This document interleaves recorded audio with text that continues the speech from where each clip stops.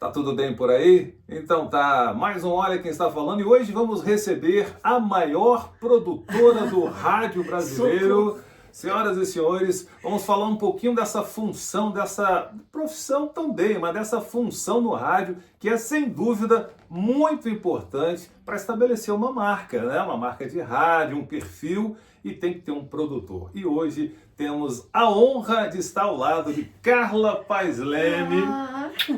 Imagina se eu sou a maior, né? Imagina. Eu não só acho, como fiz uma pesquisa e você foi escolhida a melhor e maior. Jura? Pronto, claro, e tenho dados, hein? Depois eu posso te mostrar. Jura? Deus meu. Que Cara, medo. Que bom que você veio aqui fazer sempre ter você. Até que enfim, né? Verdade. Eu sou a pessoa enrolada. Não, mas não é você não, é todo mundo. Esse negócio de tentar achar agenda para todo mundo não é fácil, né? Mas não só a sua, encaixar com a minha também, né? Acaba criando esse problema. Mas que bom que você está aqui, fico feliz. O Carla, eu falei aqui da função de produtor. Ainda tem produtor no rádio, né? Ou não? Como é que é o negócio? Não sei, né? Eu acho que sim, né? Eu acho que deve ter, né? Mas realmente já está bem uma coisa de extinção, eu acho, né? Você acha? Eu acho. Eu acho que o produtor, na verdade, ele é a cara da rádio. Se você não tiver Apesar a de ideia... ninguém saber, né? Exatamente, que trabalha por trás do a microfone. A gente faz de tudo, né? Desde bolar um programa, né? Pensar na cara do programa, pensar os quadros do programa, aí depois produzir o programa. Quando tem convidado, tem que fazer a agenda do programa, né? Tem que escrever o roteiro. E tem tudo que envolve a comunicação do programa também, né? O locutor tem que estar bem afiado, bem limpinho aqui com a cabeça do produtor, né? O produtor é que tem que ser afiado com quem está apresentando, né? Assim, para cada locutor que eu trabalhei, era diferente, entendeu? Cada pessoa de uma maneira diferente, cada programa diferente. O que eu faço com um, eu não faço com o outro. Já teve locutor que eu tinha que ficar lá fazendo ele ler a nota antes, treinando comigo, para ele acertar a nota no ar. Porque ele não era um locutor noticiarista, nada disso. Mas tinha que fazer isso. Ele era um comunicador, muito animado, por sinal, mas então ele tinha alguma dificuldade. Mas desde isso, até que vai ter uma pauta, vai ter uma entrevista com um artista. Aí você faz a pauta, mas você fala com o locutor um monte de outras coisas que não está escrito ali. Sim. Até para ele pegar todas as ideias, né? É porque o produtor, na verdade, quando existe, por exemplo, vai começar uma rádio popular, né, onde vai ter o programa sertanejo, sei lá o que for, qualquer coisa. Aí o diretor ou o coordenador, ele chama a produtora, senta, ó, a gente tem isso, tem que fazer as vinhetas tal, aí você tem que dirigir o locutor de chamada, né? Para fazer o que. Eu lembro que você me dirigiu, você lembra que você falou comigo na época da Rio, sei lá. Você falou, não, você tem que ser mais carioca, pô, tá muito mineiro. Pô, bota uma malandragem, né? Não, bota um X. Porque a Rio FM também a ideia era carioca, Rio, né? O nome da rádio era Rio. Então tinha que ter cara de carioca mesmo. Mesmo. Você falou, não, tem que ter um carioquês aí, pô. Mas como você falou, o negócio de extinção, será? Eu acho que o que está faltando agora é você ter um nome, né? Como tinha você e então, outras pessoas também que faziam sempre, né? Estavam em todo lugar. Agora acho que tem menos nomes, talvez seja isso. Não sei, antigamente o pessoal de rádio se via muito também. Verdade. Né? Na época que as gravadoras tinham dinheiro, as gravadoras faziam festas, né? Verdade. E a gente ia para as festas, então todo mundo se conhecia também. Hoje em dia, cada um no seu canto, né? As pessoas não interagem muito no meio, eu acho. Eu acho também que entrou essa parte digital, né, de rede social, isso acabou afastando mais a gente. E aí vem muita gente que vem da faculdade, começa como estagiário, né? Que não era comum antigamente isso, né? Isso prova, né, que a gente está num processo de estar perto e longe ao mesmo tempo com esse negócio de rede social. Que a gente se vê por lá, conversa às vezes, faz até live junto, mas de perto mesmo não tem. E as gravadoras, você me lembrou, eu lembrei da Simone, naquele lançamento do Então é Natal, da Poligram, você estava lá? Sim. Eu estava também. Mas o Carla, aqui é para contar a sua história. Como é que começou a sua história com o rádio? Como é que foi? Começou por acaso, porque eu sempre gostei muito de escrever, fui fazer jornalismo, gostava de escrever, nunca pensei em trabalhar em rádio. Só que eu tinha um amigo que era louco pela Fluminense FM. E ele ouvia direto. Eu não era roqueira, nunca fui roqueira. Sempre gostei muito mais de MPB, de samba. E aí esse meu amigo falou assim, olha, vai ter uma vaga de locutora.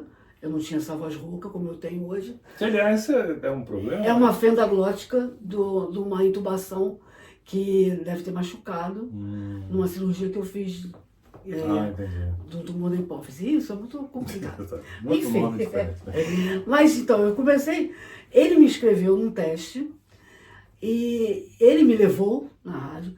E ele falou assim, não, você tem que ir. Eu falei assim, Ricardo, eu não sou locutora, eu não sei fazer isso. Não, mas você é a única amiga minha que faz comunicação, então você é comunicativa, né? E você fala inglês, tem muita coisa em inglês, tem que ter uma boa pronúncia. Você é a única amiga minha que tem isso. Tem que ser você. Aí ele me inscreveu, me levou, ficou me acompanhando. Eram mais de 100 candidatos na época, Nossa. tá? E eles selecionaram 5 para treinar para operar e tudo. E aí chamaram uma pessoa, depois me chamaram, só que na época que me chamaram, o horário não cabia, eu não lembro direito, mas eu não dava para pegar aquele horário. Aí na terceira vez que teve uma vaga, me chamaram para fazer férias. Aí falaram assim, você vai fazer férias de 6 às 10. Quem estava lá? Você lembra? Quem eram as Claro que eu locutoras? lembro. Quem me rendia era a Selma Vieira, que depois foi ser enfermeira nos Estados Unidos, que era maravilhosa. Tinha a Jaqueline. A Selma não foi para a Transamérica? Ou Foi, trabalhei com ela na Transamérica. Eu como produtora. Aham. Mas trabalhei com a Selma, mas depois ela foi embora para os Estados Unidos. Era a Marcinha, que depois foi para Poligram, né? A Cláudia Cid, Jaqueline, Azevedo, que eu me lembro, eram essas. Milena Ciribelli. Milena? Aliás, eu treinava no horário da Milena. Quando eu comecei a aprender a mexer na mesa, né? Era no horário da Milena. A Milena depois foi para a Rádio Cidade também. Sim. Uma coisa. Bom, então lá, aí você foi e virou locutora. Eu nem sabia que você tinha sido locutora. É uma página oculta mesmo. Porque não era uma coisa que eu queria, que eu pensava, e nem que eu achava que eu fazia bem, entendeu? Eu sou bem realista. O que eu sei fazer, eu não tenho modéstia. Sei fazer.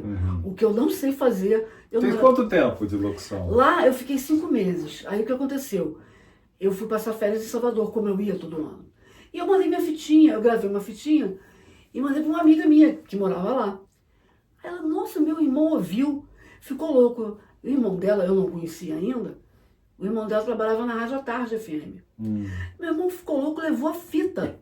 Levou a fita lá pro Sérgio, esqueci o sobrenome Sérgio. dele. Que era o dono da rádio, a Tarde FM, que era ligado ao jornal à tarde. E o Sérgio ficou louco, porque ele quer trazer mulher, ele queria ter mulheres aqui, a única mulher que tem aqui é uma mulher que faz uma voz, só faz madrugada, aquela voz de motel. E ele queria uma pessoa que fizesse uma coisa jovem, uma mulher. E ele ouviu, ficou louco, assim, ele vai querer te conhecer. Eu falei, tá, eu tô indo pra aí, eu vou pra Salvador, passar carnaval. Pô, nada melhor do que um trabalhinho, né? Quando acabou o carnaval, carnaval acaba na quarta, né? Em Salvador nunca acaba, né? Mas, enfim, no sábado eu vim embora, né? De busum, claro que eu sempre fui dura na vida, né? Eu fui de ônibus e voltei de ônibus. E aí o Sérgio falou assim, você não consegue vir na rádio conversar antes? Aí eu fui. Meu ônibus era de tarde, Tá nada, né? fui lá de manhã, no sábado de manhã. Aí ele fez uma proposta. Você não quer vir trabalhar? E fui. Então, eu na época tinha um namorado, que depois foi meu primeiro marido, pai do meu filho mais velho. E eu fui morar em Salvador desse jeito.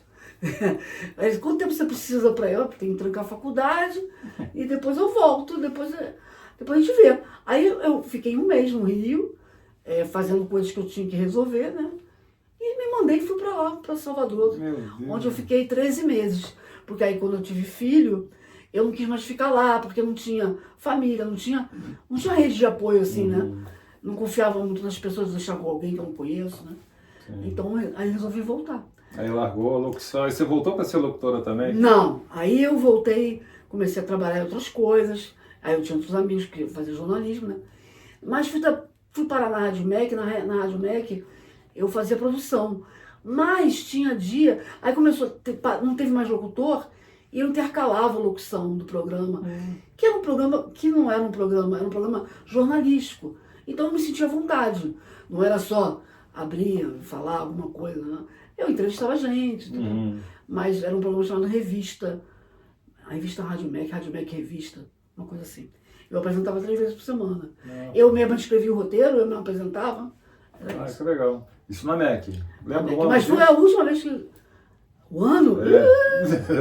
Olha, o meu filho mais velho... Eu não tinha filho mais novo ainda. Quando eu era... Não tinha ainda. Tem mais de 30 anos. Eu não lembro que ano foi, mas tem mais de 30. 90, né? Comecei Década de 90, por aí. Bom, aí MEC, depois, como é que foi o desenrolar disso? Você continuou na MEC a vida toda? Não. Ali eu era só... Como que eles chamavam? Era avulso, não lembro a palavra que eles usavam lá. Mas eu trabalhei muito tempo em rádio ao mesmo tempo. A MEC, por exemplo, eu trabalhei e trabalhava na 105. Tá. Depois trabalhava na FM um dia lá no Andaraí, também trabalhava na MEC. Sim. Entendeu? Porque a MEC não era uma rádio que comprometia. Quanto tempo você fez essa... Eu trabalhei em 2 épocas diferentes. Não vou lembrar quantos anos eu trabalhei em cada Tudo bem, mas foram 2 períodos. 2 períodos diferentes. E mesmo assim você fazia as outras juntas, né? Sim. Aí você falou da 105, a 105 foi talvez a que deu mais projeção? Talvez sim, eu já tinha trabalhado na Transamérica, né? A Transamérica, eu era a velha da sala, da rádio, porque tirando o Vinícius Savoy, que era o diretor, que era o coordenador, todo mundo era mais novo que eu, ou a Selma Vieira, que era da minha idade, mas assim, o pessoal era muito jovenzinho mesmo, né? Quando Que pessoal era? O PH, Paulo Beto, Rui Jobim. Sim. Eu trabalhei com essas pessoas maravilhosas. Adriana Rimer? Adriana Rimer, ela que me levou. Eu fazia jornalismo na Transamérica. Eu tenho que falar da Adriana Rimer, claro. Aí que memória vai ficando ruim.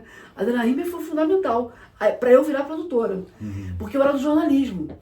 Só que ela fazia transa louca e sempre me pedia ajuda. E eu ia dando ideia, falando... Aí você tem que virar produtora, você não tem que ser jornalista, sabe? Porque eu fazia as notas do jornalismo. E acabava que eu fazia as 2 coisas. Eu fazia as notas e fui me metendo na produção, graças a Adriana. Que legal. E aí quando o Vinícius foi para 105, trabalhar com o Ricardo Henrique, que o Ricardo Henrique era o gerente, o Vinícius foi trabalhar com o Ricardo e me levou. Para 105? Para 105. Tá. Porque ele, como produtora, aí já era como produtora. Você, essa época é a época do Djalma, que era o coordenador? Não, antes. Eu fui pra lá com o Vinícius. O Vinícius, depois veio o Djalma. Depois veio o Djalma. O Vinícius voltou para São Paulo e entrou o Djalma. Eu lembro que tinha um programa de entrevistas lá. Sala de visitas. Com a Ana Flores. Maravilhoso. Eu adorava fazer a produção, né? E adorava trabalhar com a Ana. A Ana é uma pessoa maravilhosa. Querubim nessa época também produzia. Saudades do Querubim. Queruba também já era produtor dessa época, nessa mesma época. E aí, o relacionamento era muito bom com as gravadoras também, né? Sim. Assim, pelo menos com os divulgadores, sempre tinha uma treta aqui ou outra, né? Mas era sempre... Não, eu não. Produtor não tinha treta. Não, produtor não tinha treta. Os pessoal de gravadora, eles ficavam impressionados com uma coisa que eu comecei a fazer na FM 105. Que tudo que... Como a gente lá recebia tudo quanto era jornal, tudo que era coisa de artista eu recortava e guardava. E eu fui fazendo um arquivo. Um clippingzinho. Um clipping, que não tinha internet, né, minha gente? E as pessoas não sabem, mas não tinha internet, entendeu? Então, eu tinha um arquivo daquele de ferro, cada pasta com letra, assim. Então, letra A, aí tinha Alcione, um saquinho de recortes de Alcione.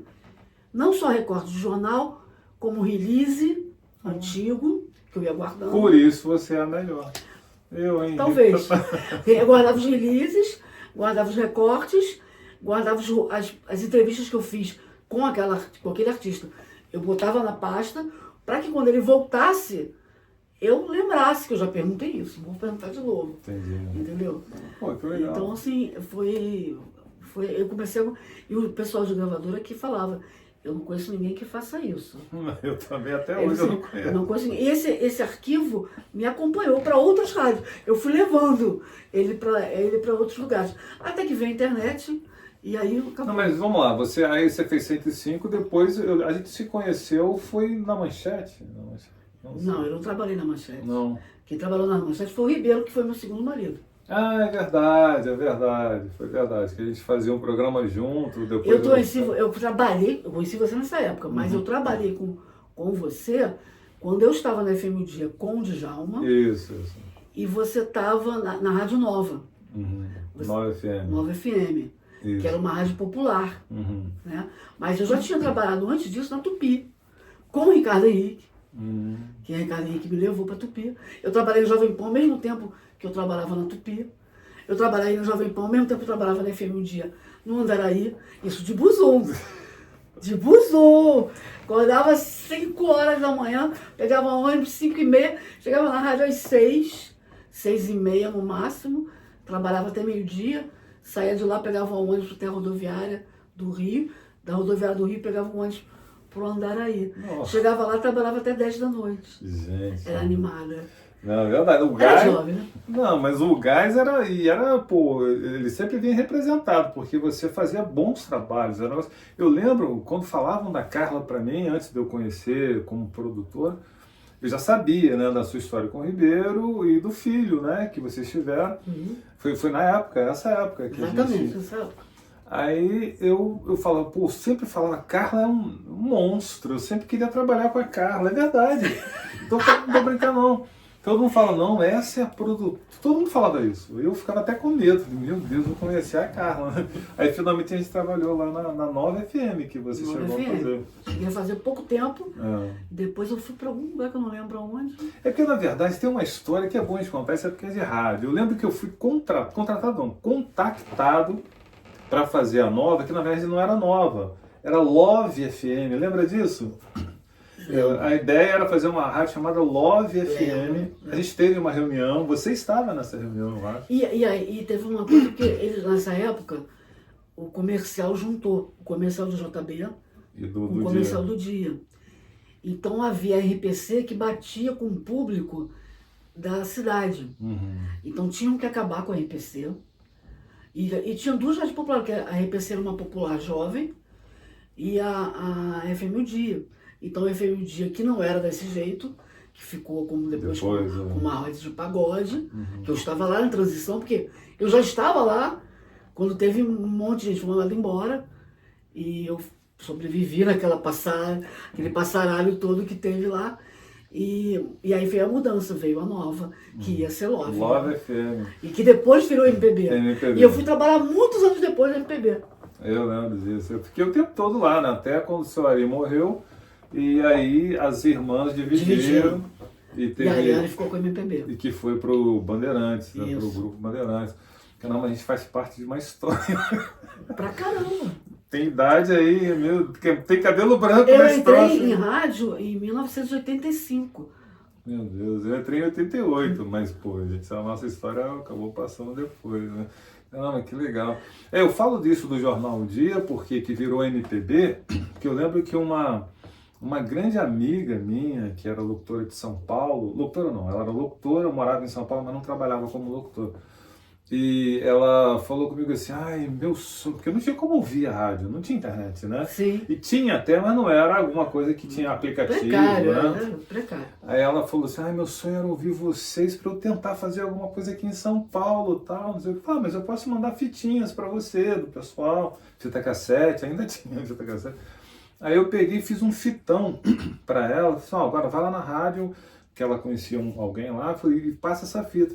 E dessa fita tem uma passagem que eu mandei para ela, que foi a saída da Nova para MPB, que foi eu quem fiz essa transição. Aí ela tem que me deu, até botei na internet isso. Muito que legal. A gente tem história, né, para contar. Essa época eu já não estava mais lá, eu saí para ir com o João para Mania. É verdade. Eu saí de lá para trabalhar com o João na Mania. Você ficou um período, né? Não era nem FM o Dia, né? Você estava na... Não, aí eu trabalhava na FM o Dia e na Nova. Na FM o Dia, porque eu inventei, eu e Ricardo Gama, a ideia foi do Ricardo Gama, a ideia, quem botou no papel fui eu, mas a ideia inicial foi do Ricardo, de fazer um programa de televisão, que era o FM Dia TV, que a gente levou essa história pro Mário Reis comprou a ideia, e era um horário na Band, sábado depois do Furacão. Era um horário comprado. Era um horário comprado, que era a Universo, que era a patrocinadora. E eu precisava de dinheiro, sempre precisei, né? Haja vista, Ferrari da vida. Mas assim, aí inventamos esse programa, eu e o Ricardo, e fomos botando todos os locutores. A Glaucia trabalhou, Cabeção trabalhou, o Paulo Piedade. Paulinho, que não é Paulinho, é Paulão. Paulo Piedade, Marcos Vinícius, todos eles eu fui encaixando sempre um quadro, uma coisa para fazer, porque a gente ia para tudo quanto era show da FM Dia. Era uma loucura, eu e Vivi, a gente não dormia. E no meu caso, eu ainda ia para edição, que a Vivi não ia. Mas eu ia para de noite, para os eventos. Vivi Branco? Vivi Branco, claro. Que é um astral maravilhoso, ótimo de trabalhar. Que tá até hoje, né? Tá até hoje. E eu ia a gente ia para as gravações, ela ia para uma, eu ia para outra, né? Com a produtora Pato Rocco, que era a produtora do que eram os câmeras, era do pessoal que era Rainbow Sucesso, Benfica, Bom Sucesso. A produtora Pato Rocco. Que tinha as câmeras, entendeu? Quem era o diretor do programa era o Billy, que foi contratado, que era filho da Dalva de Oliveira e do Erivelto Martins, que tinha trabalhado na Globo, com coisa de show da TV Globo.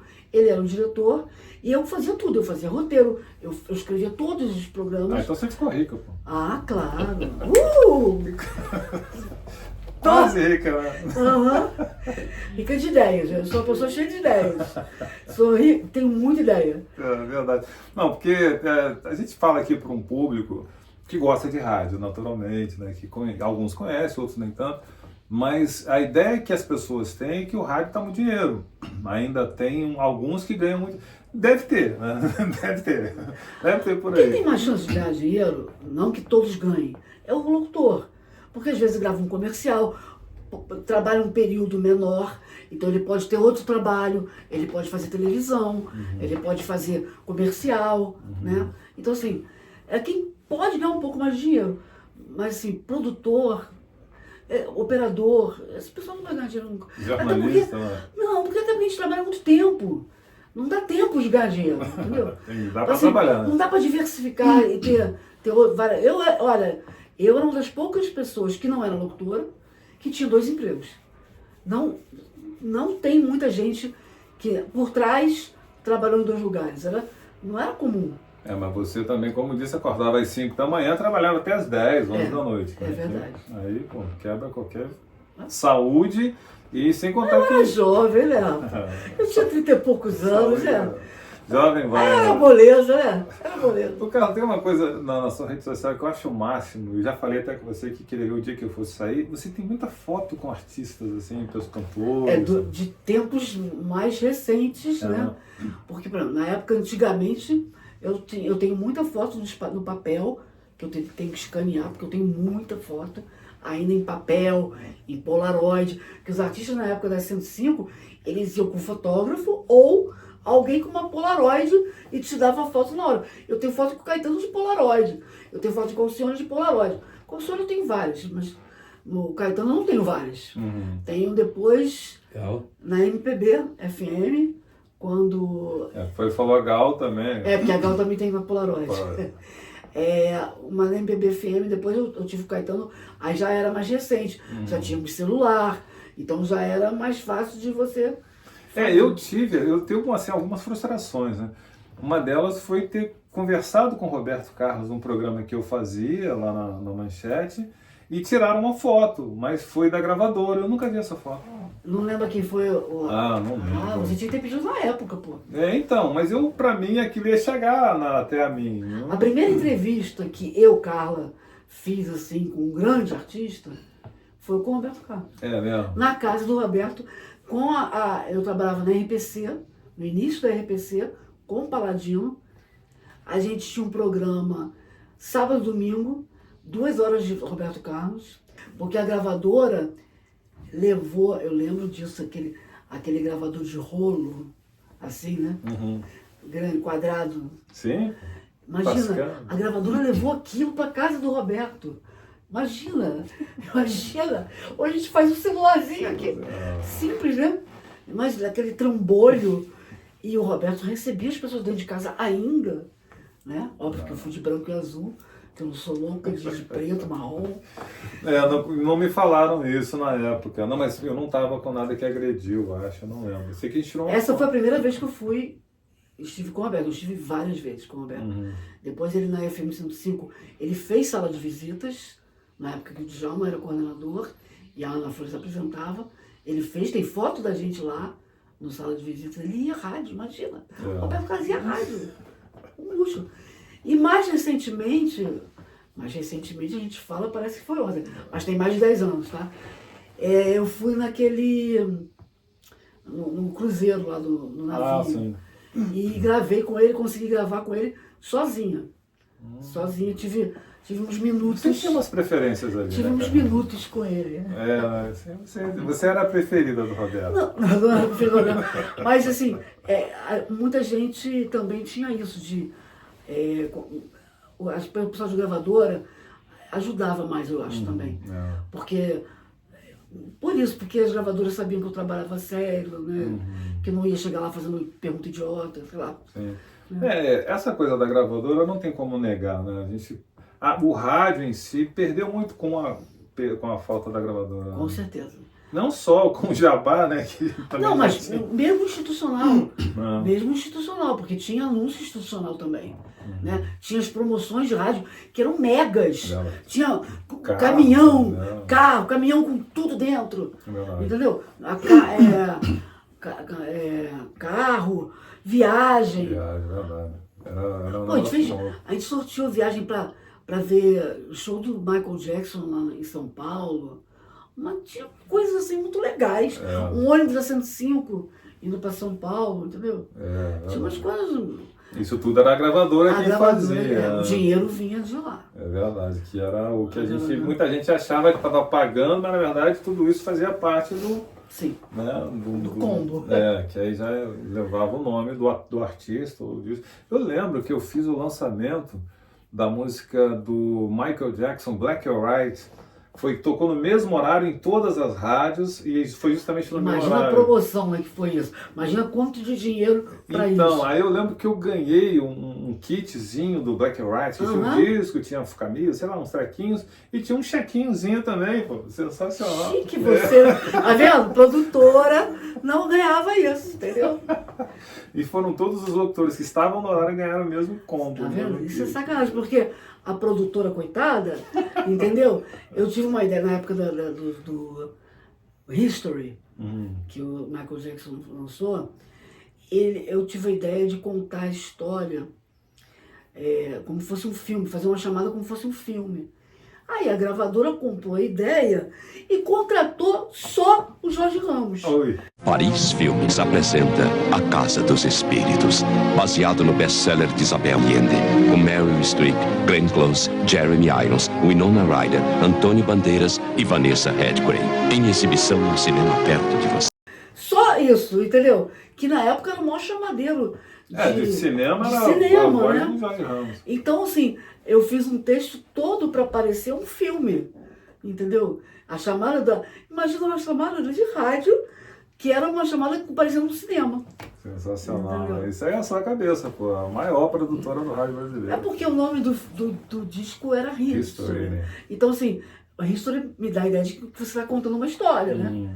E nada melhor do que um cinema para contar a história. Exatamente. Sensacional. Carla Paes Leme, o Carlinhos, a gente tem aqui um quadro que é sensacional.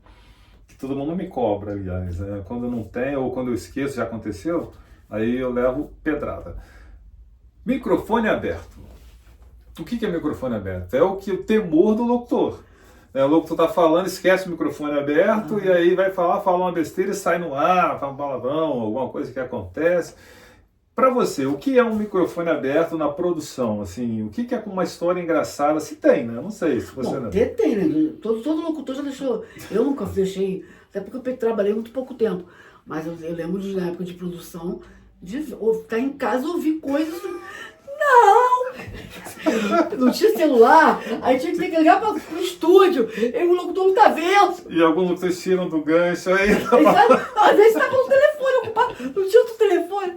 Mas assim, comigo nunca aconteceu nada disso. Mas de produção não teve uma história assim? Com o telefone aberto? Não, uma situação engraçada. Teve vários. Então, por exemplo, Zeca Pagodinho chegou na FM o Dia, lá na época do Andaraí, assim, com aquele mau humor de manhã, mal-humorado, sabe? Aí eu falei, Zeca, quer tomar uma cerveja? Aí o pessoal da gravadora, o pessoal do dono, o diretor, assim, vamos tomar uma cerveja ali no Mosca Frita? Ele, Mosca Frita? Gostei. Vamos embora. 10 horas da manhã, tava eu, tem essa foto. Isso eu registrei. Alguém tirou foto, eu não sei, nem lembro quem foi que tirou a foto. Nós temos uma foto no Mosca Frita, tomando cerveja às 10 da manhã. Eu em pleno horário de trabalho. Mas tudo pra dar uma animada no Exatamente. E voltamos e gravamos e foi ótimo. Teve uma vez. Teve uma vez que eu trabalhava com Conchita, né? A Conchita ainda estava começando a trabalhar ainda, né? E chegou o Emílio Santiago para gravar. E aí eu falei, Conchita, vai subindo, vai gravando com ele. Eu vou gravar, vai gravando, não tem medo, vai gravando. Aí a Conchita subiu, ela estava com a pauta, que eu tinha feito a pauta. Eu estava fazendo outra coisa, que eu não lembro o que. E a Conchita subiu, daqui a pouco ela sobe, desce apavorada. Lá na Maraí. Aí ela, Carla, ele só responde sim e não. Ele não desenvolve. Como é que eu vou fazer isso? Eu falei, tá, larguei tudo e subi. Aí cheguei lá, comecei a conversar com ele. Eu, por sorte, porque sempre procurei fazer isso. Por competência. Não, eu tinha ido ao show do Emílio. Eu ia a shows, né? Eu ainda vou, né? Mas assim, eu ia muito show de qualquer artista que eu no nicho que eu trabalhasse e os que eu gostava. Às vezes eu estava trabalhando em rádio de pagode, eu ia no pagode, mas eu ia dos que também não eram pagode que eu gostava fora trabalho.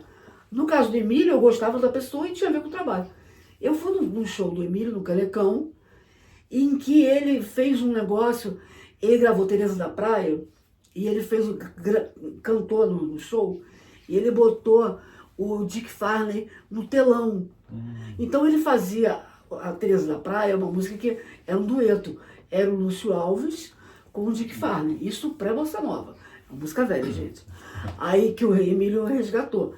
E ele fez um dueto com o Dick Farney, já falecido. Ao vivo? Já falecido na época. Não, o Emílio, tinha um vídeo. Não, ao vivo ficou assim, no show. Sim, no show ele cantava e o Dick Farney no telão, cantando, fazendo a parte dele e ele fazendo a parte do Lúcio Alves. Então eu fui nesse show. E eu comecei a conversar, eu falei, nossa, eu fui no show outro dia. No Canecão. Ah, você foi? Eu falei, fui. Eu adorei aquela história de você botar de que faz. Aquilo foi ideia tua, foi ideia da direção. Não, foi ideia minha. Você achou que ficou bem? Assim, ficou ótimo. Adorei aquilo. Aí eu ganhei o cara. Que é esse o grande segredo de uma boa entrevista. Ganhar o artista primeiro, né? E no caso, nessa época, a minha voz não entrava. Eu gravava para entrar, montar depois com o locutor. Né? Eu só fazia a gravação. E era áudio, não tinha vídeo. Não, era só áudio. E aí eu comecei a gravar com ele. Depois disso, né? Comecei a gravar com ele e aí foi lindo. Ele respondeu maravilhosamente. Né? Outra passagem. José Augusto, por exemplo. Na Tupi FM, o José Augusto foi lá gravar e eu comecei a fazer... Eu já tinha entrevistado ele, eu não, a Ana Flores, na sala de visitas, na 105. Eu tinha um monte de coisa guardada. E, além de tudo, eu era nova, eu tinha memória também, né? Mas eu tinha minhas pastinhas, com tudo guardado. E eu lembro que a Ana Flores tinha falado de música com ele, e ele tinha falado de Rock and Roll Lullaby, entendeu? Que era uma música da vida dele. Aí, uma hora, tinha um quadro no programa, que a minha voz não entrava, né? Só gravava. Tinha um quadro que era assim, queria que você falasse da música da sua vida. Aí ele... Mas como é que você quer que eu fale? Eu falei, alô, ouvinte da Tupi FM, aqui é José Augusto. E a música da minha vida é Rock and Roll Lullaby, do B.J. Thomas. Aí ele, como você sabe? Aí eu falei, pô Zé, eu lembro, você foi na 105, muitos anos atrás. Eu lembro que você falou. Ele, nossa, que memória. Aí comecei a falar com ele, aí falei da Barbra Streisand, do festival que ele tinha conhecido. E você está desencavando coisas, assim, sabe? Que eu não nem tenho. Aí eu falei assim, mas eu pesquiso, né?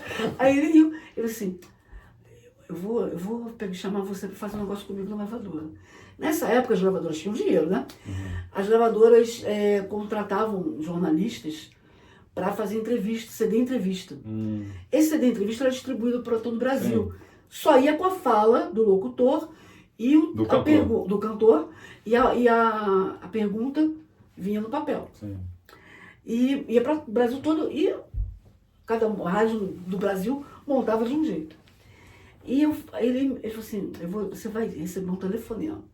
E realmente recebi um telefonema. E fui lá na Poligram, acho que não era Poligram, não era ainda Universal, para ser contratada para fazer isso. Quando a pessoa falou quanto eu ia ganhar, eu fiquei assim, comecei a rir de nervoso. Aí, até a minha amiga hoje em dia, Bel Levi, aí a Bel falou assim, é ruim, tá ruim? Eu falei assim, você sabe quanto eu ganho? Aquilo era 3 salários meus. Pra fazer um negócio que eu fazia sempre. Entendeu? Um negócio que eu fazia todo dia. Claro que você disse não quero. Aí ela começou a rir, porque ela nunca viu alguém falar a verdade, assim, né? Sabe quanto eu ganho? Porque quem ia lá sempre, gravadora, as gravadoras sempre chamavam jornalista de jornal. Que é gente metida, cabeça, que se acha, né, muito, né? Se acha mais importante que o artista, inclusive. Né? E eu, zero isso, né? Aí ela começou, então eu fui fazer com o Zé Augusto. E foi um CD entrevista, quando eu entreguei a ela o material, ela, 50 faixas, porque num jornalista de jornal, eu falei, 50 faixas, primeiro, tem as faixas iniciais que são introdutórias, do Zé Augusto falando, bom dia, um prazer estar aqui com vocês, boa tarde, um prazer estar aqui com vocês, boa noite, um prazer estar aqui com vocês. Nunca ninguém fez isso. Eu falei, mas você nunca contratou radialista. Uma produtora, né? Pô, produtor de rádio, pensa nisso. Né? Então, assim, eu pensei, fui gravando várias coisas. Gravei chamada, vou estar aí com vocês amanhã, semana que vem, me aguardem. Gravei várias coisas. Nunca ninguém fez isso. Eu falei, bom, eu fiz pensando no produtor que vai receber o material e que pode usar da melhor maneira possível. Mas tem 40 perguntas. Eu falei, sim, mas olha que beleza. Numa mesma cidade, 2 rádios podem montar produtos diferentes. Ela é incrível. Nunca ninguém fez isso. Eu falei assim, você nunca contratou gente de rádio. Pode aumentar o salário, né? Imagina, eu já tinha achado o máximo. Na época era 3.500, eu ganhava 1.200 na rádio. Eu não lembro nem a moeda que era, mas era isso. Era 3 vezes mais do que eu ganhava. Pra fazer um programa que eu fazia vários na rádio. E não ganhava nada mais. Ganhava 1.200, né? Nada mais além do salário. Aí, e foi legal que isso abriu a porta para outra coisa. Porque quando o Vando foi logo depois, o Vando foi na Tupi. E quando eu comecei a entrevistar ele, você é a menina que fez com o Zé Augusto. Fez o CD entrevista com o Zé Augusto. Eu falei, sou eu, menina, eu era menina. Aí eu falei, fui eu, sim. Você vai fazer o meu, porque o dele foi demais. Você vai fazer o meu. Aí lá fui eu de novo, ganhar 3 vezes o meu salário. Eu falei, que incrível ganhar dinheiro com isso. E a partir disso, uma coisa que eu fazia com o pé nas costas, entendeu? E a partir disso eu fiz muita gente. Pra você ter uma ideia, até pra São Paulo... Então você tá rica de novo. Não. Até porque eu tava sempre atrasada. Condomínio atrasado, parcela do IPTU atrasada, mensalidade de escola atrasada. Então sempre tinha uma dívida a pagar, né? Então o cartão estourado. Essas coisas começaram a me ajudar. A resolver esses problemas. Exatamente. Né? Era maravilhoso. Eu fui parar, olha, eu fiz Hebe Camargo, eu fui para São Paulo gravar Jô Soares, no Jô 11h30. Eu assisti o Jô 11h30, inclusive, porque eu gravei com ele antes, ou depois, não lembro agora. Eu fiz Família Caymmi, eu fiz Milton Nascimento, Paula Toller, Beto Guedes. Beto Guedes é aquele que deu um problema, porque eu cheguei na gravadora, na Sônia, disse, olha, a gente sabe que o Beto é difícil, não fica preocupada, se você não conseguir gravar, você vai ganhar do mesmo jeito. Eu falei, tá bom. Mas eu fui conversar com o Beto é muito tímido, né? E Ainda é, né? é muito. Bicho do mato, é bicho do mato. Ele e o Milton. O Milton também é. E eu comecei a conversar com o Beto, eu falei assim, eu perguntei pro Chuvinha. Chuvinha era o operador. A gente tem horário? Não, só tem isso hoje. Que era dentro da gravadora, dentro da Sony. Eu falei, beleza. Comecei a conversar com o Beto. Primeiro, eu era fã. Antes de qualquer coisa. Eu fui adolescente que cresceu ouvindo Da janela lateral. Exatamente. Então, assim, aquilo fazia parte da minha vida, né? Então, eu comecei a conversar com ele e falar do tempo que as pessoas eram menos individualistas, pensavam mais no coletivo. E eu fui ficando chapa. Aí ele começou a contar história. Aí eu falei, pô, vamos gravar agora, já que já tá cheio de história, vamos gravar? Olha, depois quando eu voltei para editar, eu voltei outro dia, porque eu fiquei muito tempo no estúdio e não consegui editar no mesmo dia. Quando eu voltei, o pessoal, Carla, como você conseguiu fazer Beto Guedes falar? Porque todo mundo sabia que eu tinha conseguido fazer o Beto Guedes falar. Eu fiquei assim, a Carla conseguiu fazer o Beto Guedes falar. Entendeu? Porque ele falou muito tempo. Muita coisa. Gravei João Bosco, gravei Alceu Valença. Eu gravei Milton Nascimento, Adriana Calcanhoto. Adriana Calcanhoto tem uma vaidade. Adriana Calcanhoto, eu recebi o CD, ainda não estava nem com encarte, nada. Para eu ouvir em casa para poder fazer entrevista, né? E aí eu perguntei um negócio a ela, o nome era Marítimo, o disco Marítimo, que ela gravou, até aquela música da Marina, que ela tinha um amor em cada porto. Sim. Aí eu falei assim, vem cá, você fez uma música, um disco chamado Marítimo, e era Marítimo sem o I, era Mar Ritmo, com ritmo, temudo. Aí eu falei assim, você não pensou em gravar Descobridor dos Sete Mares? Não pensou em gravar do Lema Pontal? Aí ela falou assim, pensei, mas eu fiz tal música, que agora não vou lembrar, e essa é a minha, de Descobridor dos Sete Mares. Aí eu falei assim, mas você pensou mesmo? Eu falei, pensei. Eu tô achando incrível. Eu falei, olha, não li isso em lugar nenhum. Não, claro, não dei entrevista. A primeira coisa que eu tô fazendo, porque isso era material de divulgação. Isso ia primeiro, né? Aí, quando eu fui, ela foi na rádio, e eu fui lá pegar o CD para ela autografar, ela botou lá, eu tenho esse CD, tá? É prova. Com admiração, sou admiradora, Adriana Calcanhoto. Eu falei assim, imagina, Adriana Calcanhoto me tirou, oi! Para, né? Eu tenho isso até hoje. Mas porque ela falou que eu fiz perguntas que nunca ninguém pergunta. Como eu fiz Martinho da Vila, que eu fui falar do Martinho. Eu falei, Martinho, como é que você foi fazer uma música falando de masturbação com tanta sutileza? Aí ele, você percebeu? Eu falei, percebi. Ex-amor. Que tem uma parte...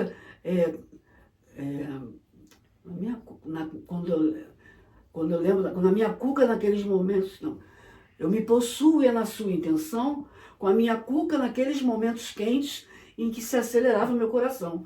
Ex-amor, é essa música. Sim. Aí, você percebeu, eu já dei entrevista para tanta gente, ninguém percebeu isso. Aí eu falei, olha, se tem uma coisa que eu gosto é de palavra. Eu sou jornalista, eu gosto de palavra. Então, assim, eu leio todos os encartes, né? Aí ele, nossa, que legal. Aí ele começou a falar de literatura, aí foi pro outro lado. Que legal, cara. Por isso que eu digo, repito, a maior produtora do rádio brasileiro. E eu tá acabando o programa. Meu Deus do céu, muita história boa. A gente pode depois fazer uma segunda, né? Não, pera aí. Senhoras e eu vou acabar senhores... esquecendo o que eu falei na primeira. Não, eu boto o vídeo para você ver. Senhoras e senhores, essa alegria minha, né, de coração de estar aqui ao lado. Minha também, Carla tá? Uma honra. Que para mim, repito, é a maior produtora do rádio brasileiro, que eu tive a alegria de trabalhar e de participar de momentos também, porque ela me ensinou muito mais do que vocês imaginam, né? Não foi só aquele negócio lá do karaokê, mas ela me ensinou. Eu trabalhei com ele, ele já estava com 30 anos de rádio. Já. Para com isso. Senhoras e senhores, Carla Paes Leme, obrigado pelo carinho. Até o próximo vídeo.